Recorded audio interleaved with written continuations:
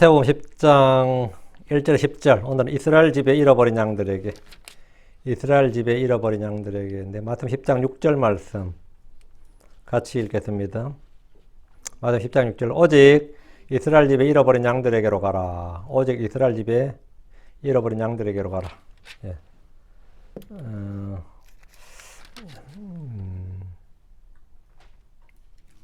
오케이. 오직 이스라엘 집에 잃어버린 양들에게로 했는데 이스라엘 집에 잃어버린 양들에게 저는 기도하고 시작합니다. 은혜로운 주 하나님 아버지 감사합니다. 이 시간 저 많은 은혜를 허락해 주십시오. 듣는 모든 분들에게도 하나님의 복을 주시옵소서. 주께서 말씀하신 모든 말씀들이 살아서 역사하시고 권능 있는 말씀입니다.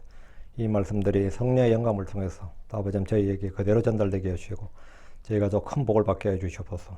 전능자 주 하나님, 저희는 아무것도 아닙니다. 주의 은혜 없이는 하루도 살 수 없습니다. 단 한순간도 살 수 없습니다. 나는 스스로 아무것도 할 수 없노라 하신 주님 말씀처럼 저희는 주 없이는 아무것도 할 수 없고 살 수 없습니다.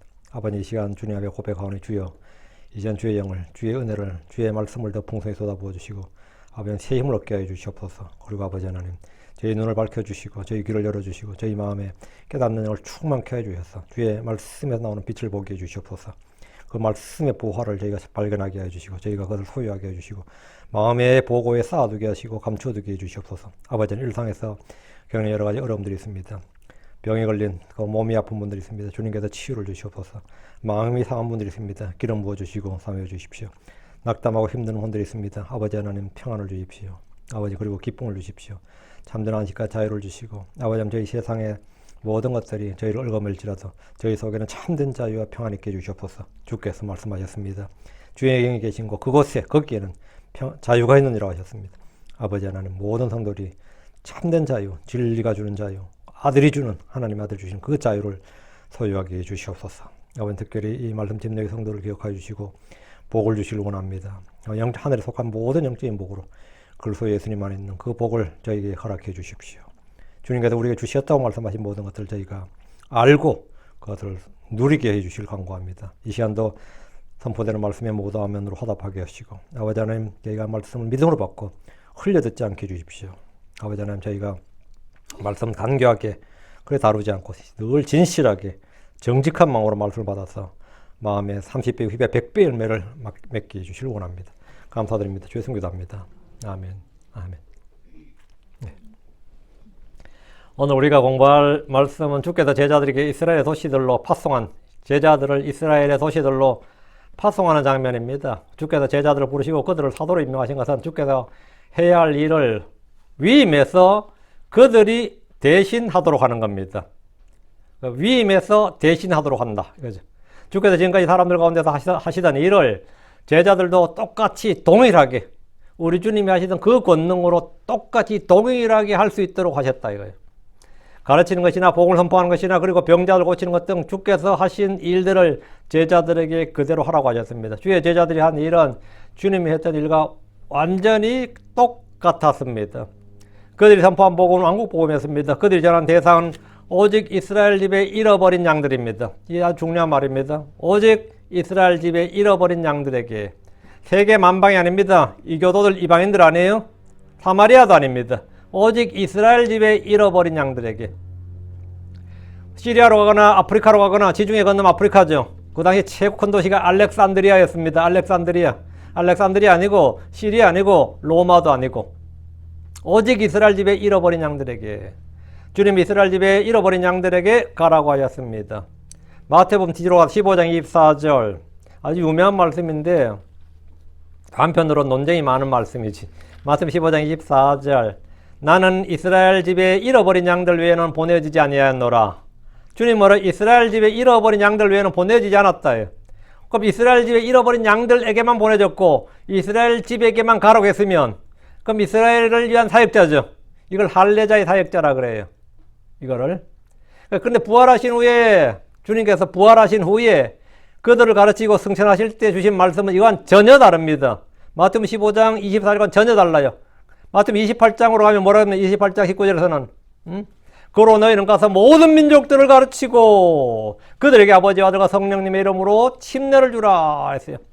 주님은 이스라엘이 아니라 모든 민족들에게 가라고 하셨습니다. 복음은 온 세상에 전해져야 됩니다. 구원의 대상은 이스라엘만이 아닌 온 세상 모든 민족들입니다. 이것이 구약과 신약의 결정적 차이입니다. 누가복음 24장 47절에 또 회개와 제들의 사면이 그의 이름으로 예루살렘에서 시작하여 모든 민족들 가운데 선포되어야 하리라. 모든 민족들 가운데 선포되어야 된다. 자, 그러면 마태복음 10장에서는 이스라엘 집에 잃어버린 양들로 한정을 하셨는데 부활하신 후에는 온 세상 모든 민족들에게 가서 복음을 선포하도록 하셨습니다. 그렇게 명령하셨습니다. 대상이 다르죠? 대상이 다르죠? 세대가 다릅니다. 무엇보다 전해야 될 복음의 종류가 다릅니다. 이스라엘 집에 잃어버린 양들에게 가서 전할 복음은 왕국 복음입니다. 모든 민족들에게 가서 전할 복음은 은혜의 복음, 그리스도의 복음입니다. 이거는 종류가 달라요. 한국교회에서는 지금 지난 100년 이상 왕국 복음과 은혜의 복음의 차이를 거의 가르치지 않았습니다. 나 이거 가르치는 장로교회는 본 적이 없습니다. 어떤 목사님 이거 설교 듣고 난 가르쳤는데 할지 모르겠지만 저는 거의 없습니다. 왕국 복음과 은혜의 복음을 가르치는 하늘의 왕국과 하늘의 왕국이 다르다고 가르치는 교회는 저는 본 적이 없어요. 저도 뭐 장로교를 다녀봤지만, 저도 선교단체에서 받고 있는데, 난 이거 들은 적이 없습니다. 같은 걸로 늘 배웠지. 하늘의 왕국과 하늘의 왕국의 차이도 가르치지 않습니다. 이유는 간단합니다. 왜 안 가르칠 것 같아요? 몰랐습니다. 몰라서 그런 거예요. 그 사실을 제대로 알지 못했기 때문입니다. 지금도 대부분의 교회에서는 이 둘을 구분하지 못합니다. 침례자 요한이 전한 복음은 은혜의 복음이 아닙니다. 영원한 복음도 아닙니다. 왕국 복음도 아닙니다. 영광스러운 복음도 아닙니다. 아니라고. 사도들이 유대인들에게 보내졌을 때, 지금 마태복음 10장에 보내졌을 때 그들이 전한 복음은 왕국 복음, 킹덤 가스펠입니다. 그레이스 가스펠이 아니고 킹덤 가스펠이에요. 왕국 복음이었다고. 이 복음의 핵심은 뭐냐? 하늘의 왕국이 세워진 거죠. 하늘의 왕국은 어떤 왕국입니까? 물질적, 눈에 보이는 정치적 메시아 왕국이에요. 거기는 병자도 없고, 소경도 없고, 당연히 절름발이도 없고, 나병도 없고, 마귀 들린 자도 없는 왕국이 하늘의 왕국입니다. 지금 이 세상 왕국과는 완전히 다른, 한마디로 말하면 유토피아라고. 이상적 왕국이라고. 그리고 왕국 복음이 선포될 때는 병자도 고쳐져야 되고, 마귀 들린 자도 없어야 되고, 죽은 자도 일어나는 거예요. 왜? 왕국 복음이잖아요. 왕국 복음은 뭐예요? 핵심이 뭐다? 따르는 표적들이 있다. 우리 주께서 말씀을 가르칠 때마다 병자들 고치시고 마귀를 쫓아내셨는데 이것이 모두 왕국 복음에 따르는 표적들입니다. 하늘의 왕국이 가까이 있느니라. 이거예요. 자, 본문 말씀을 보겠습니다. 1절. 그리고 그분께서 그분의 12제자를 자신에게 부르신 후 그분께서 그들에게 부자한 영들을 대적하여 그들을 내쫓으며 온갖 종류의 병과 온갖 종류의 질병을 고치는 권능을 주셨더라. 권능을 주셨더라. 여기. 몇 가지 주셨죠? 부자한 영들을 대적하며 그들을 내쫓으며 마귀를 내쫓는 권능. 요즘 말하면 축사죠. 축사. 온갖 종류, 축이 이제 내쫓갈 때 축은 내쫓는다 지고 사가 사악하다는 뜻이에요. 마귀 사자예요. 그게 사악할 사자인데 사악한 걸 내쫓는다고 축사라 그래요. 마귀를 내쫓는 거를. 그래가지고 그들 내쫓으며 온갖 종류의 병과 온갖 종류의 질병을 고치는 권을 주었더라. 그럼 에이즈고 뭐고 난치병, 불치병 관계없어요. 난치병, 불치병, 알려지지 않는 병 관계없이 그냥 온갖 모든 종류의 질병을 고쳐야 됩니다. 나는 뭐는 좀 낫는데 뭐가 잘 안 나요. 그거는 성령의 권능 그거 아닙니다. 그거 아니에요. 그분께서 먼저 12제자를 부르시고 이게 콜링이죠. 이걸 이제 콜링이라고 하는데 선택입니다. 주께서 그런 12제자를 부르셨는데 이들은 사도들입니다. 누가복음 6장 13절에 그리고 날이 밝으며 그분께서 그분의 제자들을 부르사 그들 중에 12를 택하시고 초전 부르시고 택하신 겁니다. 그들을 또한 사도라 명명하셨더라. 사도라 하면 명명하셨더라. 그러니까 구약에는 안 나온 이름이 사도입니다. 구약 성경에는 한 번도 나오지 않는 이름. 왜? 처음으로 사도라 주님이 부르신 거면 명명하셨더라. 주님은 그분의 제자들 중 12를 택하셨습니다. 이 12제자를 12사도로 하는데 이것은 후대 교회에서 불러준 명칭이 아니고 역사학자들이나 교회 사가들이 불러준 명칭이 아니에요. 교회에서 추존한 거 아닙니다. 추대한 거라 추존한 게 아니에요. 주님께서 그렇게 불러준 이름, 주님께서 명명하신 이름이에요.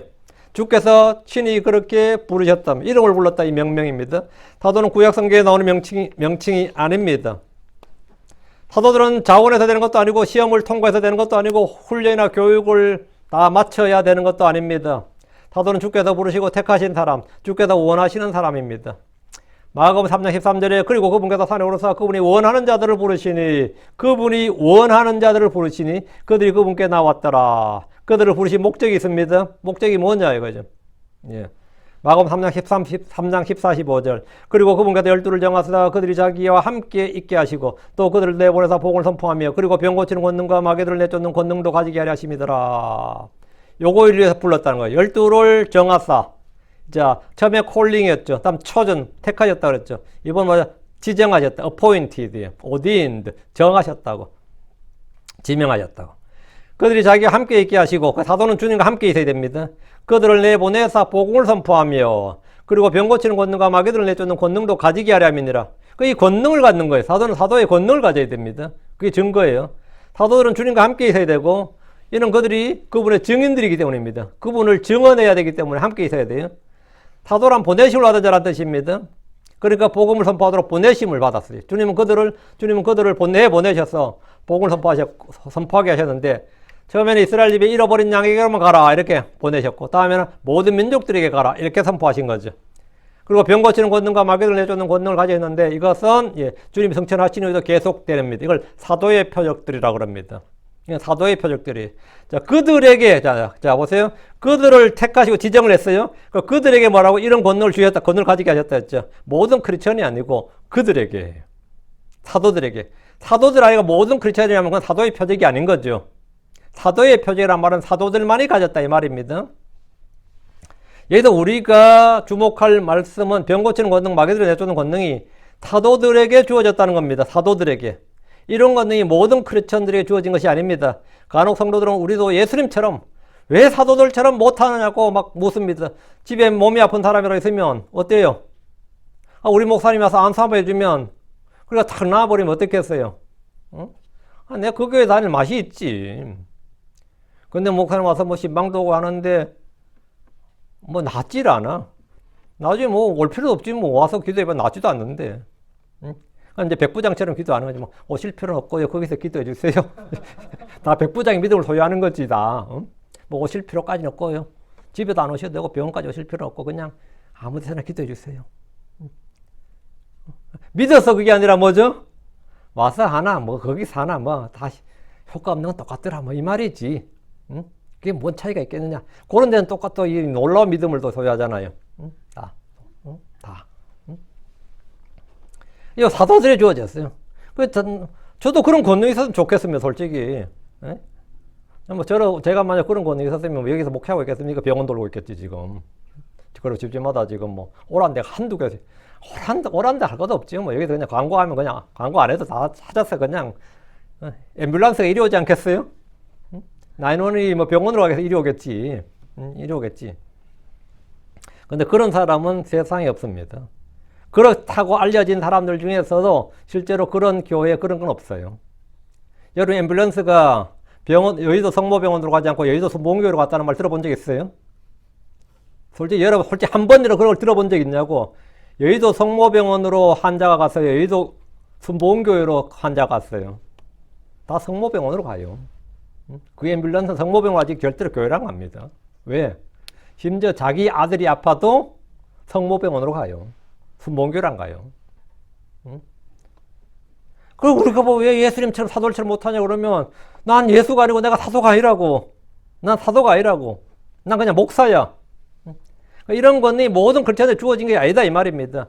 그런데 이런 걸 할 수 있다면서 그들의 은사를 흉내내면서 스스로 사도들 행세를 하는 사람들이 성경에 나옵니다. 자칭 사도들이 나온다고. 그거는 분별해서 거짓인 걸 드러내야 돼요. 하나님께서 사도들을 택하신 이유는 열매를 맺게 하기 위해서입니다. 주님은 그들을 땅끝까지 그리스도의 증인이 되도록 하셨습니다. 그리고 그들을 통해 그리스도의 몸이 세워지도록 했습니다. 자, 사도들은 사도들의 표적을 행했는데 이런 주께서 그들에게 그런 권능을 주셨기 때문입니다. 자, 고린도후서 12장 12절, 다음에 마가복음 16장 마지막 부분을 보시죠. 17절, 18절. 자, 고린도후서 12장 12절. 진실로 사도의 표적들이 너희 가운데서 모든 인내와 표적들과 이적들과 강력한 행위들로 행하였느니라. 진실로 뭐가 무슨 표적? 사도의 표적들이. 이 사도의 표적들이 뭐냐? 이 사도의 표적들을 언더라인 쫙 하시고 이 마태복음 10장에 나온 이거예요. 지금 이건데 이게 마가복음 16장에 주님께서 부활하신 후에 성천하시기 전에 주신 게 있어요. 마가복음 16장 17절, 18절. 그리고 믿는 자들의 이런 표적들이 따르리라. 내 이름으로 그들이 마귀들을 내쫓으며 새 언어들로 말하리라. 그들이 뱀들을 집 올리며 뱀들을 집 올리며 어떤 치명적인 것을 마실지라도 그것이 그들을 해하지 못하며 그들이 병든 사람들에게 손을 얹으면 그들이 나으리라. 그냥 병든 자들에게 손을 얹으면 낫는다고. 손을 얹고 나서는 뭐 난리치는 게 아니고 그냥 얹으면 낫는 거예요. 얹으면. 이게 표적입니다. 그들이 병든 사람들에게 손을 얹으면 그들이 나으리라. 여기다 믿는 자들에게 이 말씀이 핵심이죠. 믿는 자들에게 이 말씀을 사도들로 한정하지 않고 모든 크리스천들로 확대를 해버리면 이런 표적들이 따르는 것이 정사이고 그렇지 않는 사람들은 다 믿음이 없는 사람이 되는 겁니다. 그렇죠? 아니면 믿음이 없거나 믿음이 부족하거나 비난을 받을 수 있습니다. 그런데 이것이 사도들에게 주어진 권능이고 표적이라면 이 일을 한다고 나서는 사람들이 거짓입니다. 주께서는 지금 그것들을 선교 현장으로 보내시면서 사도들에게 주께서 친히 행하실 일들을 그들 모두에게 행할 수 있도록 위임하신 겁니다. 이 권위를 위임했다 이 말입니다. 권위와 권능을 위임했다. 권위와 권능을 위임했어요. 자, 2절. 이제 12사도 이름이 이러하니라. 첫째 베드로라 불리는 시몬과 그의 형제 안드레와 세베대의 아들 야고보와 그의 형제 요한이요. 이 4명은 친형제죠. 그 12사도 중에서 친형제 지간이 3쌍이에요. 친형제가. 자, 근데 이 2절은 다 알죠. 웬만큼. 워낙 유명하니까. 베드로라 불리는 시몬과 그 베드로 이름이 3개 있습니다. 베드로, 시몬, 게바. 그의 형제 안드레와 세베대 아들 야고보와 그의 형제 요한이요. 알페의 아들도 있죠. 예. 자, 근데 12사도 이름은 크리스천들이 다 알지만 모두 외우고 있는 경우는 드뭅니다. 이거는 뭐 보통 초등학교 때 성경학교 시간에 외우는 거지. 응? 저만 해도 12명 다 해대라 그러면 뭐 한 몇 명 되다가 누구고 싶지 뭐. 그걸 외워야 되나 싶고. 12명 뭐 며칠 안 되는데도 안 그래요? 12 하면 한 5, 6명 되다 보면은 껌뻑껌뻑하고 그러지. 여러분 다 외우고 있어요? 그 마태, 마가 아닌데요, 그러면은. 12명 되라고 부른다니까요? 마태, 그건 맞다고. 누가는 사도 아니야. 근데 그렇게 말해 보면, 예전에 성경학교 교사하러 갔는데, 저 성경 잘 모릅니다. 그랬더니, 잘 아실 것 같은데, 그래요. 가지고, 사복음서 한번 해보라니까, 그 사람이 하는 말이, 마태, 마가, 요한, 루터? 이랬거든. 잘 아시네. 그래. 잘 아시네. 할 수 있겠어.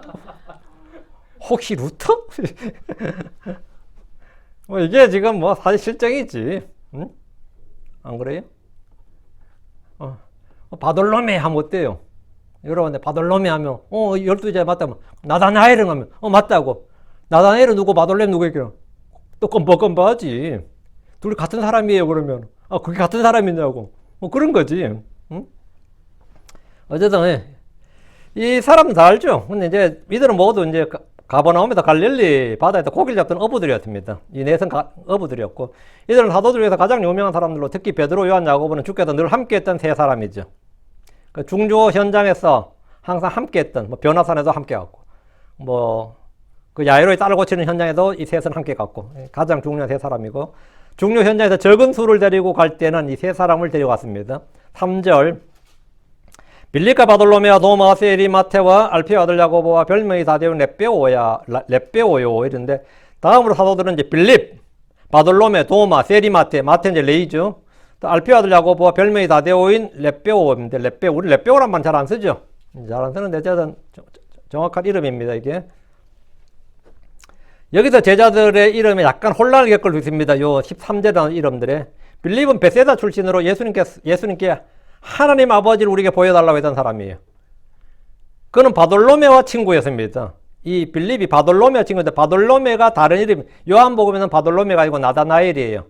여러분이 나다나엘 호돈할 때 나다나엘 있죠. 그 사람이 바로 이 바돌로메입니다. 친구였습니다. 친구였고, 그에게 예수님을 소개한 사람이에요. 빌립이 바돌로메에게 예수님을 소개한 사람입니다. 예. 그 전도를 한 거죠. 빌립과 안드레, 베드로가 모두 베세다 출신입니다.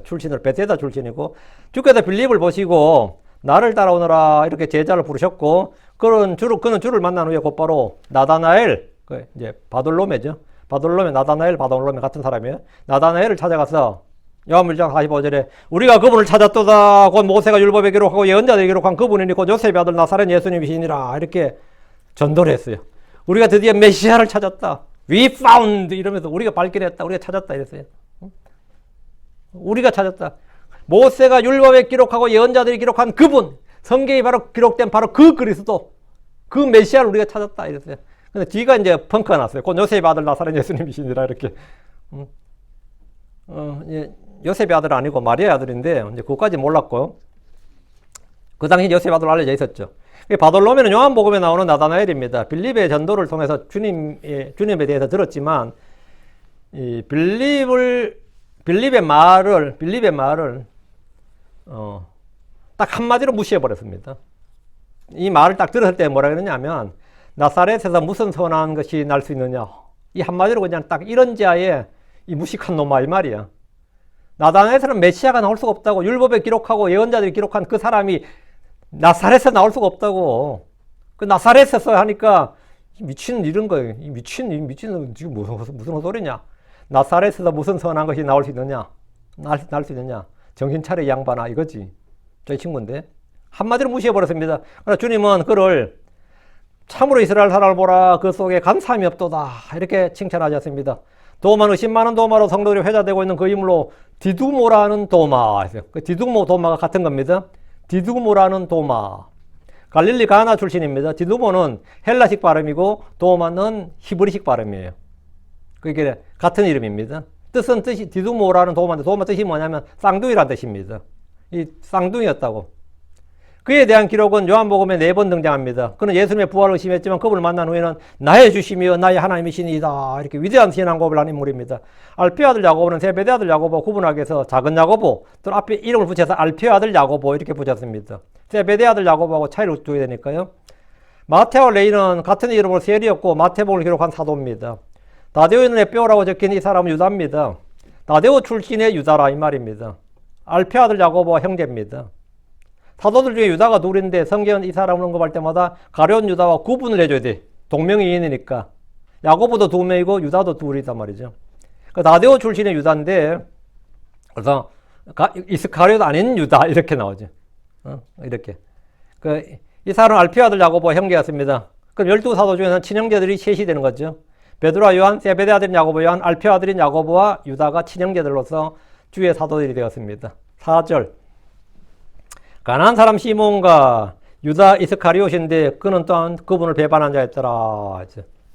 가나안 사람 시몬. 베드로도 시몬인데 여도 이름이 같은 거죠. 베드로고 가나안 사람 시몬. 가나안 사람 시몬이란 말로 해서 그가 유대인이 아니라 가나안 사람 시몬이라 했으니까 그건 이거 이방인이네. 이렇게 알려진 사람이 이제 시몬입니다. 이 가나안 사람 시몬이라는 건 그가 태어났거나 나사렛 사람 예수 하듯이 가나안 사람 예수는 그가 거기서 태어났거나 살았던 곳이 가나안이었단 말이고 민족적으로 종교적으로 가나안 사람 그건 아니고 그건 유대인이고요. 12살 유대인이었습니다. 이 사람은 셀롯이라는 시몬이라고 불렸는데 셀롯이라는 셀롯 이게 우리말로 셀롯인데 이게 영어로 열혈당원이란 말이죠. 그러니까 이것은 출신 지역이 아니라 그게 정치 성향 때문입니다. 셀롯은 급진 민족주의 정당, 급진 민족주의 파당이고 유대의 무장혁명과 폭력을 통해서 해방을 정치하자는 그런 정치계열 사체였습니다. 시몬이 셀롯이었습니다. 이 단어를 열혈당원이라고 이제 그래 번역을 했는데 지금식으로 말하자면 열혈 애국 청년 무장 독립을 외치는 극우 보수 청년 이 정도 되겠습니다. 한국으로 치면 서북 청년단 그 정도. 예. 그가 예수님을 따랐던 것은 이 예수를 통해서 민족의 해방과 조국의 독립을 정치하고자 하는 열망 때문에 있을 겁니다. 그런 주님이 승천하기 직전까지 제자들과 함께 와서 사도행전 1장 6절에 보면 주여 당신께서 그때 이스라엘의 그 왕국을 다시 회복시켜 주시고자 하시나이까 한 바로 그 사람이 유다 이스카리옷은 지금까지 예수님의 배반자로 역사에 그 이름이 남아있습니다. 유다는 이름이고 이스카리옷은 별명입니다. 성경 그를 시몬의 아들 유다 이스카리옷인데 주님은 내가 너희 12를 택하였으나 너희 중 하나는 마귀니라. 너희 중 하나는 마귀가 아니냐 해서 너희 중 하나는 마귀 들렸다가 아니고 마귀 들렸으면 마귀를 내쫓아야죠. 마귀 들린 게 아니고 너희 중 하나는 마귀가 아니냐 너희 중 하나는 마귀니라 했단 말이죠. 이렇게 해서 그의 정체가 마귀임을 밝혀주었습니다. 예수님의 정체가 하나님이신 것과 같이 그의 정체는 마귀였고 멸망의 아들이었고 죄의 사람이었습니다. 그래가지고 뭐 물론 뭐 이해를 못하는 건 아니죠. 뭐 한국교회에서 많이 하죠. 베드로가 회개했듯이 가룟 유다도 회개했으면 얼마나 좋았을까요? 뭐 그런 거 많이 하잖아요. 근데 그건 해당상 없는 소리고요. 예, 주님께서 12 중에 하나 제껴놓고 요한복음 17장에서도 멸망의 아들은 제쳐줬어요. 기도에서도. 그건 해당사항이 없었던 거예요. 왜? 하나는 멸망의 아들, 그 사람은 멸망의 아들이었다고. 멸망의 아들, 죄의 사람, 불법자, 마귀, 동의어입니다. 적글소입니다. 마귀 들린 게 아니에요. 예.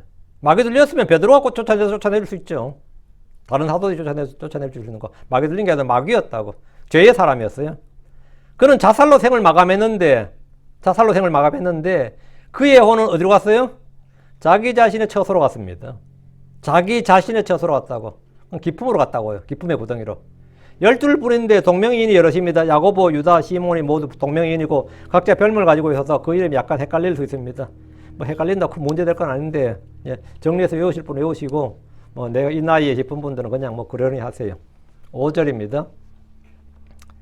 예수님께서 이 12를 내보내시며 또 그들에게 명령하여 말씀하시기를 너희는 이방인들의 길로도 들어가지 말고 사마리아 사람들이 어떤 도시 안으로 들어가지 말라. 주님께서 사역의 장소를 한정을 하셨죠. 사역지를 한정하셨다고. 예수님의 12 제자들, 그분의 사도들을 그분이 가시고자 했던 도시들로 보내신 겁니다. 또 그들에게 명령하여 말씀하시기를 했죠. 그들이 명령하여 말씀하시기를.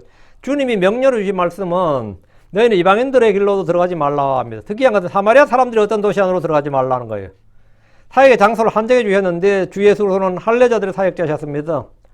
로마 15장 8절에 이제 내가 말하노니 이는 예수로께서 하나님의 진리를 위해 할례자들의 사역자가 되셨으니 여기 하나님 예수 그리스도께서는 하나님의 진리를 위해 뭐의 사역자? 할례자들의 사역자가 되셨으니 이 구절을 읽을 때 사람들이 주목을 별로 안 하는데요. 예수님은 할례자들의 사역자였다고요. 그 이스라엘 집에 잃어버린 양들 외에는 보냄받지 않았다고. 할례자들의 사역자였어요. 왜 그러냐? 조상들이 하신 약속들을 확증하려 하심이니라. 성도들이 성경 읽으면서 이런 부분에 좀 주의를 안 합니다. 예수님께서 인류의 구원자시고 세상의 구원자라는 사실은 분명하지만 그분이 이 땅에서 일하신 거 사역의 대상은 이스라엘과 유대인이었습니다. 그분은 유대로 가실 때 사마리아를 잠시 통과하셨고 거기서도 복음을 전하신 적이 있지만 할례자들의 사역자라는 사실은 분명합니다. 그분이 지중해를 건너서 세계적인 도시인 로마로 가지 않고 이집트의 그 유명한 도시 알렉산드리아로 가지 않았던 것은 조상들이 하신 약속들을 확증하기 위해서입니다.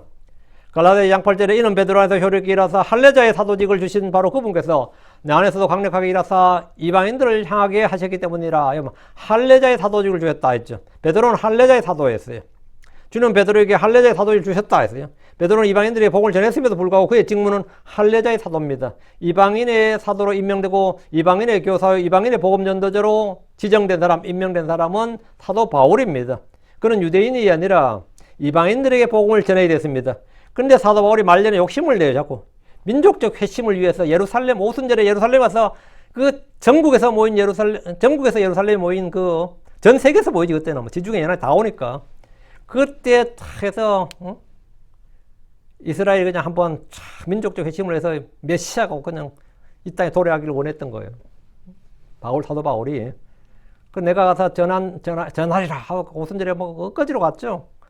근데 원래 가이사라까지 오니까 가이사라에서 예언자들이 하는 말이 가지 마라. 성령께서 말씀하시노라 가지 마라. 3번이나 가지 마라 그랬는데 또 뭐 죽어도 간다네. 또 그때 또 꼬집은 또 간다는 거예요.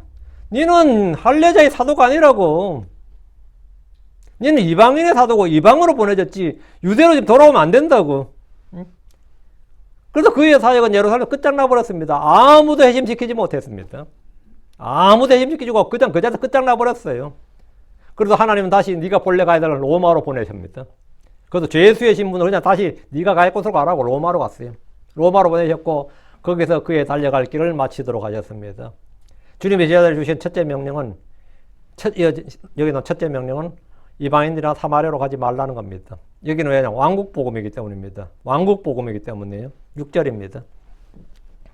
그러나 차라리 이스라엘 집에 잃어버린 양들에게 가라. 여기 6절에 차라리라는 부분이 있죠. 오직 이스라엘 집 잃어버린 양들이 가라 이래야 되는데 요 차라리 이게 번역을 안 하더라고요. 왜 안 하는지 모르겠네. go rather라는 단어 있죠. rather, go rather 이 단어. 우리가 이제 저희 교회에서도 지금 성경을 내려고 하는데 한 단어도 빼지 않습니다. 그리고 더하지 않습니다. 바꾸지 않아요. 여러분이 저희가 성경 낼 때 이 함정역이나 지금 근본역이나 뭐 한경 뭐 옛날 나왔고요. 이런 성경보다 압도적인 성경이 나와야 돼요. 그렇지 않으면 낼 필요 없고 확실하게 그 압도적인 성경이 나와야 돼요. 킹잼 성경이 가장 충실하고 정확한 요를 한 단어도 절대로 우리는 뭐 그러나 그리고 뭐 이런 것도 안 뺍니다. 그러나 차라리 이스라엘 집에 잃어버린 양들에게 가라 이렇게. 그러나 차라리 이스라엘 집에 잃어버린 양들에게 가라 했는데 주님은 그들이 어디로 누구에게 가야 하는지 말씀해 주셨는데 왕국 복음이 선포되어야 할 것이 이스라엘한 겁니다. 이스라엘은 하나님의 언약을 받는 약속의 상속자들입니다. 그들은 주의 말씀이 맡겨졌습니다. 하나님은 먼저 그들에게 가라고 하셨는데 이는 주님 먼저 그들에게 복음을 선포하셔야 했기 때문입니다. 마태복음 15장 24절에 난 이스라엘 집에 잃어버린 양들 외에는 보내어지지 아니하였노라. 이 말씀은 그분이 할례자들의 사역자이심을 분명하게 선포하신 말씀입니다. 오늘날 크리스천들이 범하는 가장 흔한 오류 중 하나는 유대인과 크리스천들을 혼용하는 겁니다. 유대인이 크리스천이고 크리스천이 유대인 줄 안다는 거예요. 근데 그런 말 다 안 하죠. 유대인이 어떻게 크리스천이에요? 그럼 말이 안 되지. 크리스천이 유대인이 아니지. 그럼 어떻게 하죠? 영적 유대인. 그렇지. 그건 말이 될 것 같잖아. 영적 이스라엘. 우리가 영적 유대인이고 영적 이스라엘이면 이스라엘은 뭐, 그것은 무슨 유대인? 그냥 유대인, 진짜 이스라엘이에요? 응? 그러니까 우리 크리스천들은 하늘로 가는데, 그럼 유대인들 어디로 가요? 지옥 가요. 지금 이스라엘 사람들 죽으면 어디 간 것 같아요? 지옥 갑니다. 근데 어떻게 형제예요? 이스마엘과 이삭은 둘 다 아브라함의 아들인 건 맞습니다. 그건 맞아요. 그러다가 둘 다 같으냐? 그건 전혀 다릅니다. 우리는 약속의 자녀들이에요. 응? 위에 있는 예루살렘이 우리 어머니고 그들의 어머니는 땅에 있는 시온산, 땅에 있는 시내산이 그들의 어머니라고. 어머니가 달라요. 그러니까 잘 기억하시고요. 자, 유대인은 육신적, 혈통적 아브라함의 후손이고 우리는 믿음으로 영적 아브라함의 후손이다. 이런 식의 가르치는데 이게 말은 맞죠. 유대인은 육신적 이스라엘 후손이고 아브라함의 후손 맞아요. 우리는 영적으로 믿음으로 아브라함의 아들들이 돼서 그것도 맞고 아브라함 우리의 저거랑 맞는데 어머니가 달라요. 어머니가 다르고 우리 어머니는 뭐다? 위에 있는 예루살렘이라고요. 예. 이스라엘은 위에 있는 예루살렘이 아닙니다. 그들의 어머니는 땅에 있는 시내산이 그들의 어머니예요. 어머니가 다르다. 그 아브라함이 믿는 자들의 조상인 것은 맞지만 크리스천이 영적 유대인이라는 말은 전혀 사실이 아닙니다. 크리스천은 새로운 백성, 새로운 창조물입니다. 크리스천들이 유대인이 아닌 것은 유대인이 크리스천이 아니기 때문입니다. 크리스천이 유대인이 아니다. 유대인이 크리스천이 아니기 때문이에요. 크리스천은 성경에 나오는 이방인이란 말과 동의로 해가지고,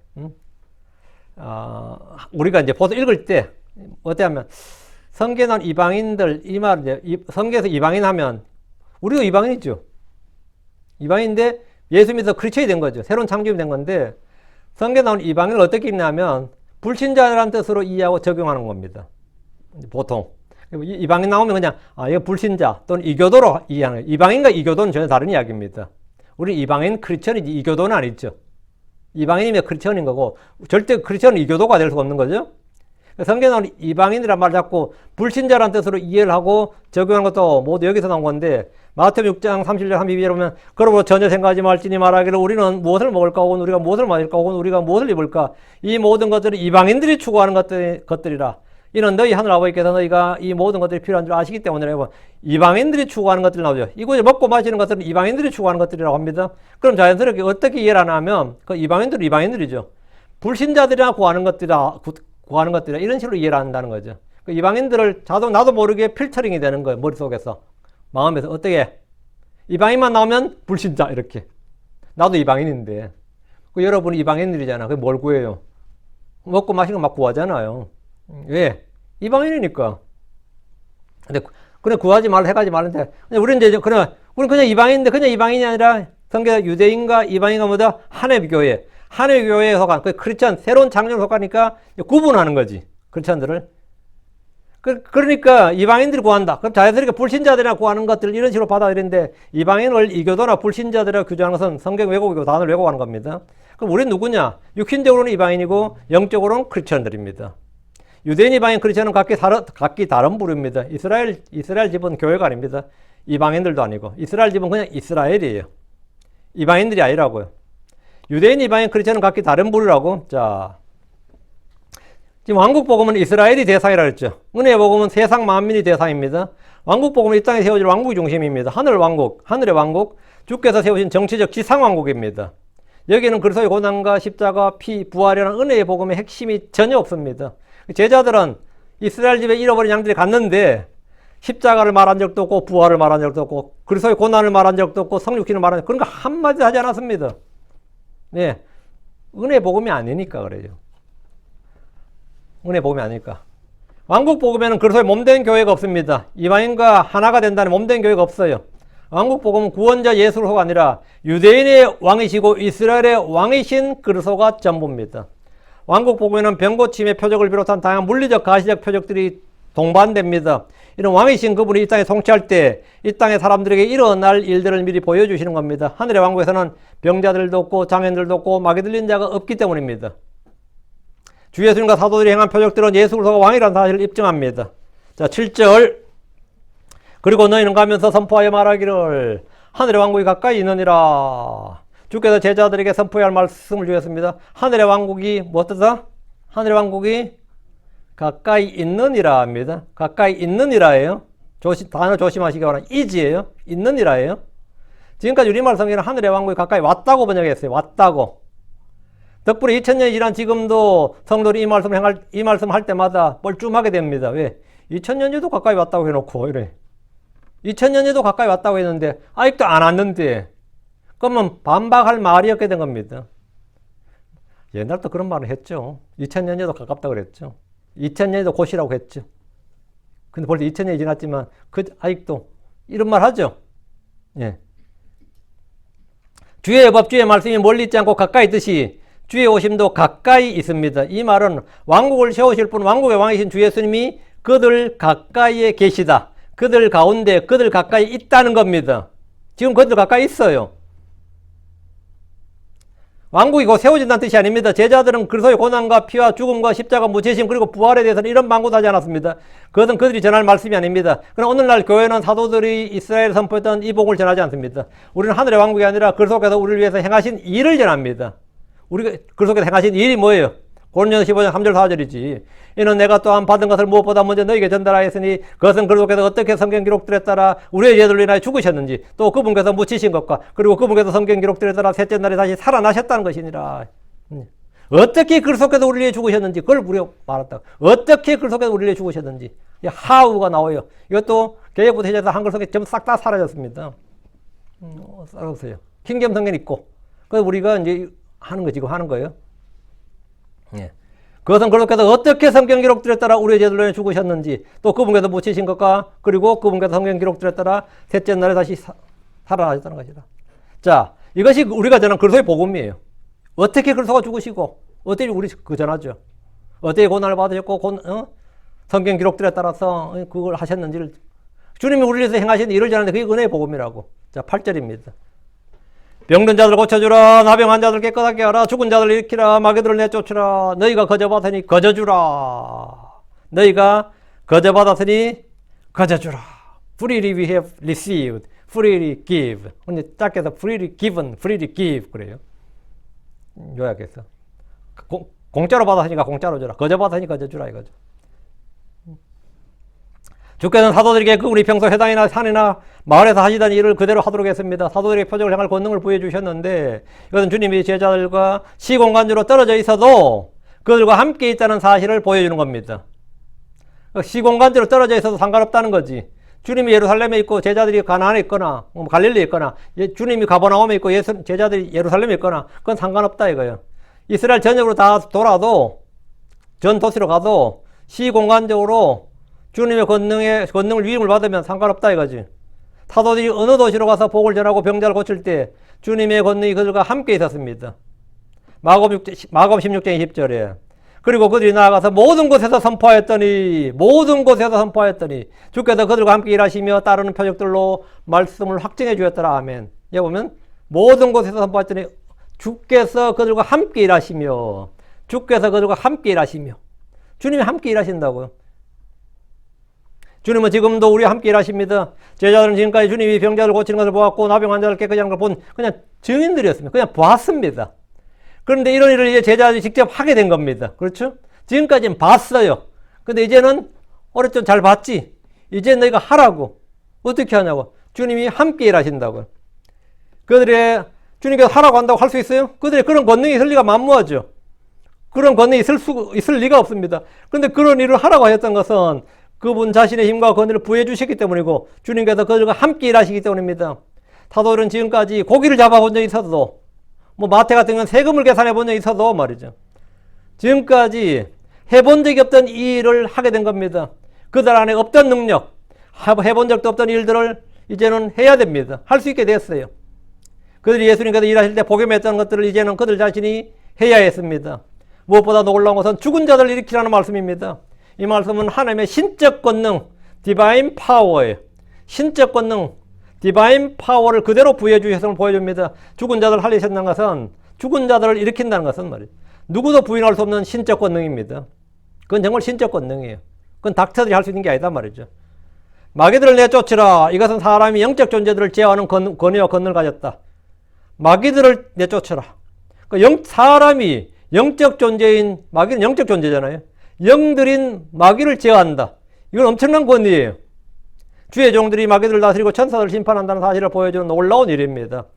누가복음 9장 1절에 그때 그분께서 자기 12제자를 함께 부르사 또 그들에게 모든 마귀를 제압하며 병을 고칠 권능과 권을 주셨더라. 모든 마귀를 제압하며 모든 마귀를 제압한다. 이거.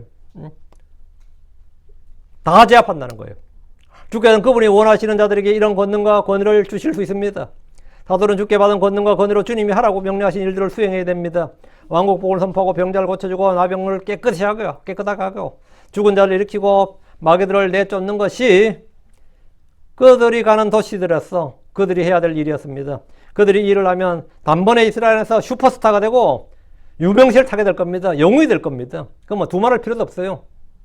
공짜로 해주는데 그것도 100% 나는데 영웅되죠. 영웅되죠. 이 일들은 온 나라를 뒤흔들어 놓고도 남을 일입니다. 주님은 제자들에게 너희가 거저 받았으니 거저 주라 하셨습니다. 제자들은 아무리 유명세를 타도 아쉬운 점이 하나 있습니다. 그게 뭐죠? 들어오는 게 한 푼도 없다는 거예요.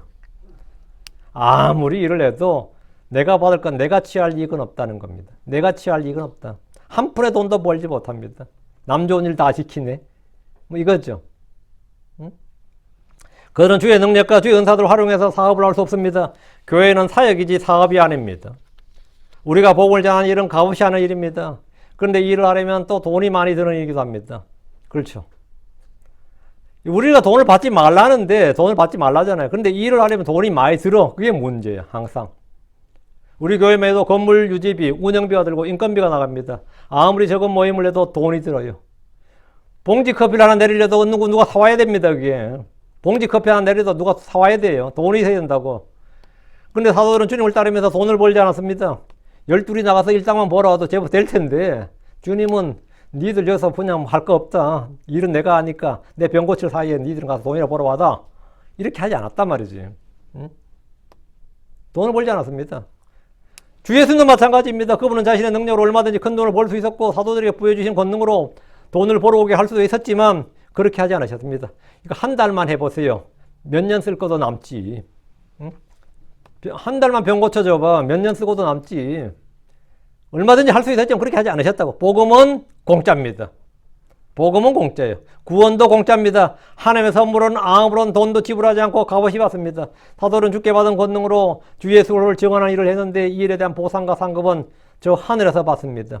우리가 이 땅에서 주를 위해 한 일들은 세상에서 아무런 대가를 받지 못하고 인정을 받지 못해도 그에 합당한 보상이 회계장부에 모두 기록될 겁니다.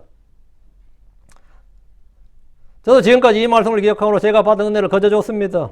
정말 거저 줬어요. 어떤 분은 그냥 이게 좀 설교 비밀번호로 걸어놓고, 이거 뭘 해야 되지 않냐, 필터링을 좀 해야 되지 않냐, 이때 다 거저 줬어요. 많은 교회와 목사들이 제 설교 강의자를 거의 그냥 가져다 씁니다. 어떤 이는 구두로만 통보해줘요. 구두로만. 목사님 그거 좀 쓸게요. 이렇게 구두로만 통보해 줍니다. 그게 그나마 가장 양심적인 사람이에요. 어떤 애는 몰래 가져다 쓰면서 자기 것처럼 꾸며서 씁니다. 어디 가서 배워놓고 저는 시어머니한테 배웠어요. 뭐 이런 식이지. 응? 김치 장인들 중에 그런 거 있죠. 어디 가서 배워놓고 어떻게 김치를 이렇게 잘 담으세요. 그러면 저는 친정어머니한테 배웠어요. 이런 식이야. 응? 절대로 윤목사한테 배웠다는 거지. 전 친정어머니한테 배웠어요. 지금 뭐. 싸가지 없는 목사들 많지. 그러니까 꾸몄어요. 어떤 분이 아주 은혜로운 설교라고 저한테 하나 보내줬는데 내 설교더라고. 나 기가 차더라고. 이거 내 설교네. 이거 어느 교회냐 했더니 내 설교더라고요. 참 별일 다 했죠. 어제는 그런 신경 안 써요. 신경 안 써요. 뭘 좀 아는 것처럼 말하는데 제 원고에 있는 그대로 옵니다. 그래서 제가 어떤 거 제 워딩이네요. 그래요. 간단하게. 제가 쓰는 워딩이네요. 지금 내 원고 그대로 이야기하고 있다고. 내가 쓴 원고에 있는 말 그대로 하고 있다고. 솔직히 그런 때는 말이죠. 어떤 세계 전하면 저도 너희가 거저받았으니 거저주라 이 말씀보다는 마태복음 7장 6절의 말씀이 생각이 나요. 마태복음 7장 6절 아시죠? 너희는 거룩한 것을 개들에게 주지 말라. 그리고 너희 진주도 돼지들 앞에 던지지 말라. 그들이 그것들을 그들의 발밑에서 짓밟고 다시 돌이켜 너희를 찢을까 하노라. 이것들이 나를 공격하네. 응? 이 돼지들이 개 돼지들이 돼가지고. 응? 이게 저희 교회 홈페이지나 유튜브에 저 설교를 막 퍼가서 사용하는 분들 중에 개나 돼지들이었길 바랍니다. 조용히 있어 그냥. 내 아무 말을 따니까 그냥 조용히 있어. 9절입니다. 너희 돗주머니들의 금이나 은이나 놋을 준비하지 말라. 이건 뭐죠? 지갑 텅텅 비우란 말이잖아요. 지갑 텅텅 비우는 말이지. 주님은 돈을 받지 말라고 하시면서 더 황당한 건 이거예요. 그들의 여행 경비와 사역에 필요한 물자 조달에 대해 말씀하셨습니다. 주께서는 제자들에게 한도 제한이 없는 법인카드를 주신 것도 아니고 각 마을에서 마음껏 재원을 조달을 받을 수 있도록 하시지 않았습니다. 사실 주님께 병고침을 받은 사람들만이라도 주의 제자들을 후원한다면 아무런 문제가 없을 겁니다. 하도 병고침 받은 사람이 많아서 나 예수 제자죠. 그러면 나 그분한테 병고침 받았는데 우리 집에 와서 주무십시오. 내가 대접하겠습니다. 이러면 좋겠지만 그러면 뭐 문제가 하나도 없죠. 응? 그런 사람 찾아가라. 주님 그래서 뭐 어떻겠어요? 베세다 같은 데 파송되면 뭐 가보나 오면 수도 없고 수두룩 하지. 저도 예수님한테 병 고쳐봤는데 우리 누구도 우리 집으로 오세요. 이러면 얼마나 좋겠어요. 응? 어쨌든 간에 그런데 주님은 그들에게 돈주머니들의 금이나 은이나 놋을 준비하지 말라고 하셨습니다. 돈을 가져가지 말라는 겁니다. 그럼 밥은 뭘로 해결하고 잠은 어디서 자란 겁니까? 주님은 그들의 지갑에 돈을 넣지 말라는 건데 그럼 그들의 빈 지갑은 누가 채웁니까? 하나님이 채우십니다. 주 하나님 우리의 영적 필요만 공급하신 것이 아니라 먹을 것과 입을 것을 구하지 말라 생각하지도 말라고 하셨는데 그 말은 뭐냐? 채우신다 이게. 하나님이 주신다 이게. 이들은 드디어 현장에서 주의 말씀대로 살아보고 체험해보고 입증해야 됩니다. 말만 들었는데 이제 뭐 해야 된다? 현실에서 직접 부딪혀봐야 돼요. 부딪혀봐야 돼. 10절. 그리고 너의 여행을 위해 진보딸이나 더도두보이나 신이나 지팡이들 준비하지 말라. 이는 일꾼이 자기의 먹을 것을 받는 것이 마땅하기 때문이라. 여행을 하는데 우리도 한국 여행 하면 어때요? 여러분 짐가방 두세 개 갖고 가죠? 커다란 트렁크 두세 개 가져가요. 아무리 한국에 친척이 있고 누가 있어도 그래요. 내가 입을 옷도 가져가야 되고 뭘 가져가야 된다고. 근데 내 여행을 위해 짐보딸이나 더도두보이나 신이나 지팡이들을 준비하지 말라잖아요. 얘는 일꾼이 자기의 먹을 것을 받는 게 마땅하기 때문이라. 그럼 가서 너희가 받는다는 거예요. 주께서 제자를 보내시면서 정말 돈도 가져가지 말고 짐도 챙기지 말고 그냥 맨몸으로 가라는 거예요. 복음만 가지고 가라는 거예요. 응? 정말 대책이 없이 보냈습니다. 제가 한국을 한번 나가려고 그래도 말이죠. 비행기표 끊어야 되죠. 호텔 예약해야 됩니다. 그 두세 달 전에 해야 돼요. 조금이라도 싸게 하려면. 교통비, 식비를 생각해야 됩니다. 목사라고 해서 매일 얻어먹고 사느냐 그렇지 않습니다. 사람들 중에서는 크게 오해를 해서 제가 아주 큰 교회 큰 목사인 줄 아는 분 이런 오해는 안 해야 되는데 큰 교회 큰 목사인 줄 알고 바라는 분들이 많아요. 도움을 바라는 분들이 꽤 많습니다. 이건 난감하지. 도움을 바란다고. 지금도 제게 후원을 요청하는 분들이 많이 있습니다. 근데 제가 후원을 못해요. 우리 사정이 그만큼 안 되는데 난감하죠.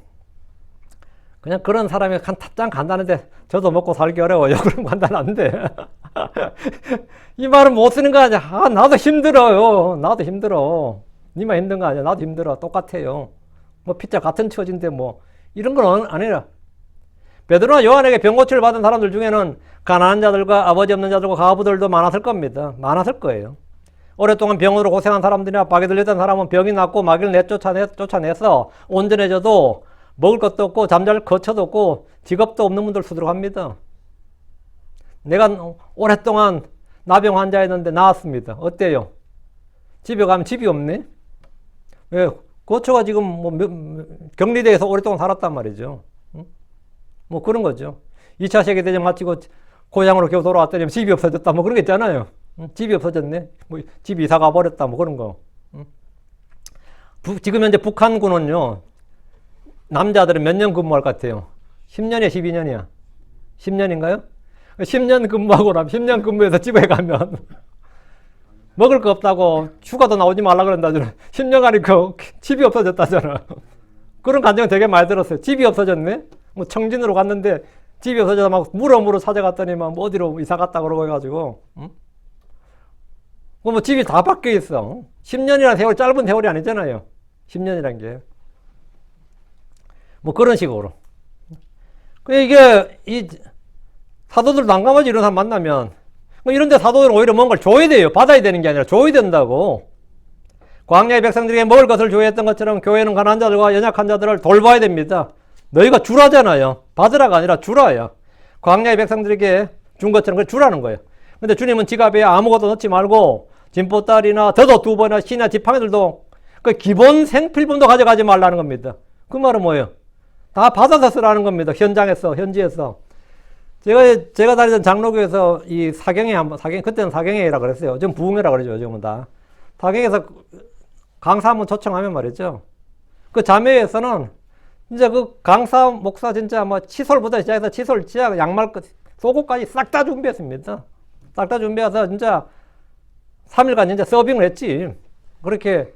근데 그 정도 되면, 그렇게 되면 뭡니까? 진짜 진보딸을 가져올 필요가 없어요. 진보딸을 왜 가져가? 거기 다 준비되어 있는데. 근데 그것도 잘 제대로 안 갖춰져 봐요. 설교하면서 까요 또. 이 교회 왔더니 이게 뭐 강사 대접이 이 모양이냐 그러고 막 이러거든. 그러면 뭐 그 자리에서 그냥 뭐 파바박 움직이죠. 뭐 그 다음날 뭐 다 움직이지. 제가 다닐 때 교회에서 그랬었어요. 목사님이 뭐 하여튼 한번 사경에 한번 하고 나면 교회가 뒤바뀌었어요. 뭐 꼬라지가 이러냐 그러고 이러면 그거 다 바뀌어요. 교회 꼬라지가 왜 이러냐면 그래가지고 우리는 일부러 목사님이 지금 외부 강사 몰라다가 자기가 하고 싶은 말 대신 시키는 거 아니냐 그러고 뭐 그랬다고. 뭐 차가 왜 이 모양이냐 그냥 차 바뀌었지. 뭐 교회 실내 인테리어 다시 다 했지. 뭐가 이렇게 우중충하냐 그러고 뭐 구역질 한번 그분은 지금도 기억나네. 아니 강의할 때 얘가 막 이거 네가 선선하대. 구역질 난대.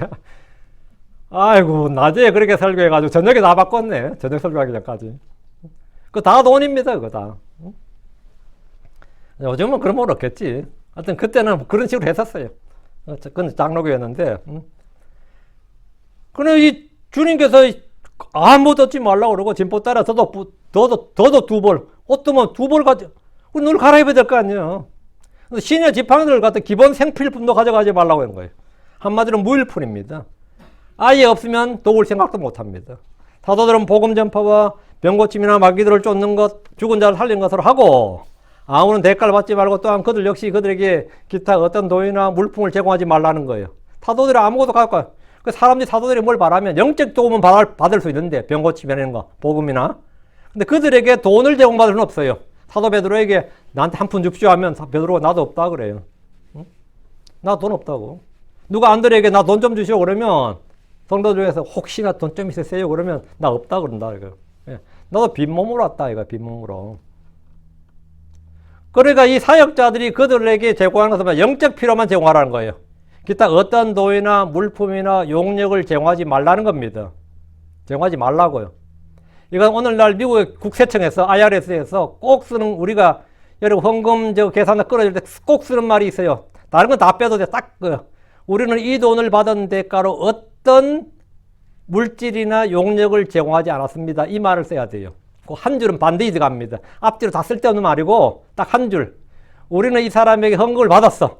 단 우리 교회는 이 사람에게 물품이나 용역을 제공하지 않았습니다. 그 순서는 뭐다? 기부금이었습니다.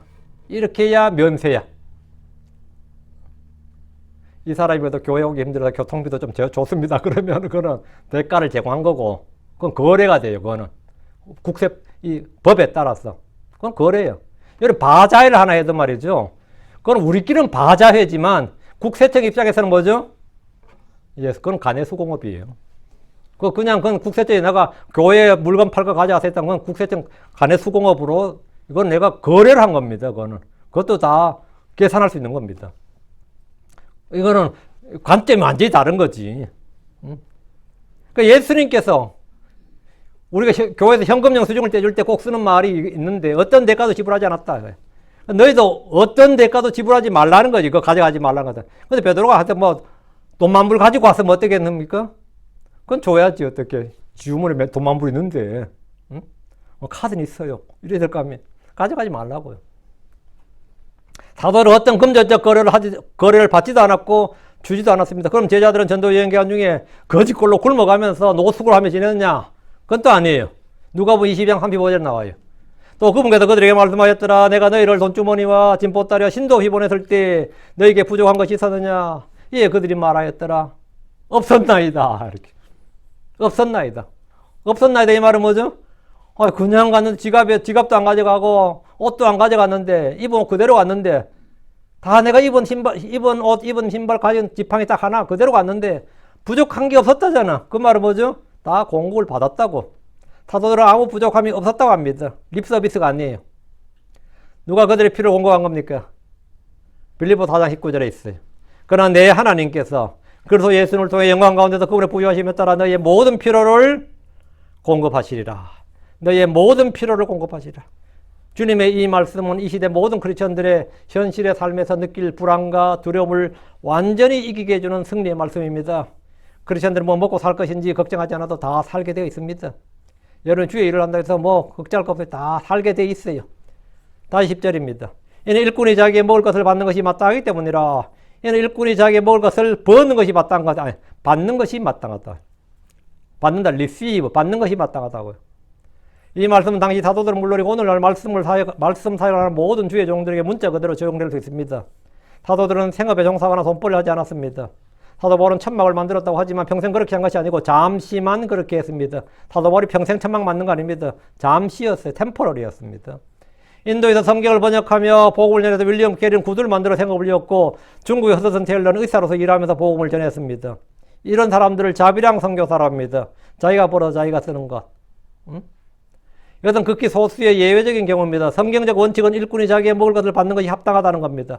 성도들 중에 일부는 목사가 교회에서 급여를 받는 일에 굉장히 불편해할 뿐 아니라 분노하기도 합니다. 뭐 월급을 받냐고 이렇게. 뭔 월급을 받냐고. 왜 받냐고. 성경이 그렇게 돼 있다고. 성경이 그렇게 돼 있다고. 목사들도 일을 하고 돈을 벌어야 된다고 열변을 토하는 이들은 매우 많습니다. 그들은 성경이 뭐라고 하는가 보다 자기 생각과 주장을 더 높이는 겁니다. 자기 생각과 주장을 내려놓고 성경이 뭐라고 말하는 데만 집중을 해. 고린도전서 9장 9절 이는 모세율법에 너는 곡식을 밟는 소의 입에 마귀를 씌우지 말라 기록되었습니다. 하나님께서 소들을 위해 염려하시느냐 아니면 그분께서 전적으로 우리를 위해 그것을 말씀하시느냐. 이것이 우리를 위해 기록된 것은 의심할 여지가 없나니 밭을 가는 자는 소망 중에 갈며 또 소망 중에 사역하는 자는 자기의 소망의 참여자가 되어야 하느니라. 이게 주의 말씀이에요. 이것은 구약 율법 아래서나 복음의 사도들이나 복음사의 사도들이나 초대교회 때나 지금이나 동일합니다. 이게 교회 서신이잖아요. 고린도전서가. 그럼 다음 목회 서신 디모데전서 디도서까지 목회 서신이라고 하죠. 목회 서신에는 뭐라고 되어 있느냐 이거지. 응? 디모데전서 5장 18절 이는 성경 기록이 말하기를 너는 곡식을 밟는 소의 입에 마귀를 씌우지 말라. 또 일꾼이 그의 품삯을 받는 것이 합당하니라. 이런 분명한 주의 말씀에도 불구하고 이건 명시적으로 기록된 주의 말씀이에요. 해석이 아니고 기록된 말씀이라고. 이 기록된 말씀을 막 부인하고 자기 생각과 자기 주장을 진리처럼 하나님의 말씀보다 더 높이는 자들이 간혹 있습니다. 언제나 주의 말씀에 귀를 기울이고 그 말씀에 순종해야 됩니다. 어떤 분은 목사도 하고 싶고 자기가 갖고 있는 직업도 그만두기 싫어. 그래서 내 직업이 좋아요. 뭐 의사거나, 뭐 아니면 약사거나, 아니면 뭐 교수거나, 변호사거나. 저희 킹잼성경 진영 이런 분께 있습니다. 어떻게거든 교수 자리인데 그걸 어떻게 포기를 해. 근데 돈을 어차피 뭐 교회 봐야 뭐 돈 제대로 나올 것 같지도 않은데 내 월급을 안 받는 일이 있더라도 나는 교수는 때려주기 싫다. 이런 분들이 그냥 교수하면서 해요. 그러면 그 사람은 그 사람대로 좋고 나는 돈 안 받는 목사라서 자랑스럽고 성도들은 우리 목사님은 돈 안 받다 해서 좋고 이렇게 해서 서로 윈윈하는 그런 교회들이 있습니다. 그분들에게 성경대로 하라 그러면 절대 못합니다. 왜? 자기 걸 포기를 해야 되잖아요. 그 짠짠한 수입을 어떻게 포기해? 한 달에 몇백씩 나오고 나중에 교원연금까지 나오는데 65세 넘으면 그 연금이 얼마인데 그걸 어떻게 포기하냐고. 차라리 목사를 때려주지. 근데 목사는 하고 싶어. 나 안 받을게요. 그 열댓 명 들어놓고 하는 겁니다. 절대로 포기 못합니다. 그리고 자기는 그걸 헌신으로 생각하지만 내려놓는 게 헌신입니다. 반면에 내가 진짜 일자리 없는 분도 있어요. 신학교로 이거 마음껏 백수고 마음껏 못해. 그런 사람 일을 하는 게 자기 부인이고 헌신이에요. 그거는 반대로. 항상 이 진리의 말씀에 따라서 자기 생각, 자기 주장을 진리처럼 떠들면 안 됩니다. 언제나 주의 말씀에. 예. 지금도 보면 자기가 갖고 있는 고소득의 전문직을 절대 버리고 싶지 않아서 저는 자비랑 목회를 하겠다고 하면서 나는 교회에서 돈 안 받는다, 목회한다 이렇게 자랑하는데 그것은 성경으로 전혀 옳지 않습니다. 지금 그 사람은 성경에 지금 불순종하고 있는 겁니다. 불순종하고 있는 거예요. 왜? 아까우니까. 그걸 어떻게 포기해요? 나라도 못할 것 같아. 이것은 율법과도 어긋나고 주의 말씀과도 어긋나는 비성경적인 일입니다. 주께서는 제자들을 무일푼으로 보내신 것은 그들의 돈이 아니라 전적으로 주님께서 모든 삭을 제공하시겠다. 모든 필요를 제공하시겠다는 약속을 체험하라는 겁니다. 그리고 그들은 사실 평생 그렇게 했습니다. 그들은 평생 그렇게 했어요. 자, 오늘 여기까지 하고, 오늘 다음 시간에 계속 하도록 하겠습니다. 기도합시다. 위대하고 거룩한 주 하나님 감사합니다. 하나님께서 은혜 주셔서 오늘 주의 말씀을 선포했습니다. 선포된 모든 말씀들이 성도들에게 잘 전달되길 원합니다. 말씀을 듣는 혼들이 제각각 반응을 합니다. 어떤 이들은 같은 말씀 듣고도 이렇게 반응하고 어떤 사람들이 이렇게 반응하고 저렇게 반응하고 이것은 마치 소가 물을 먹으면 우유가 되고 뱀이 독을 먹으면 뱀이 물을 마시면 독이 되는 것과 같습니다.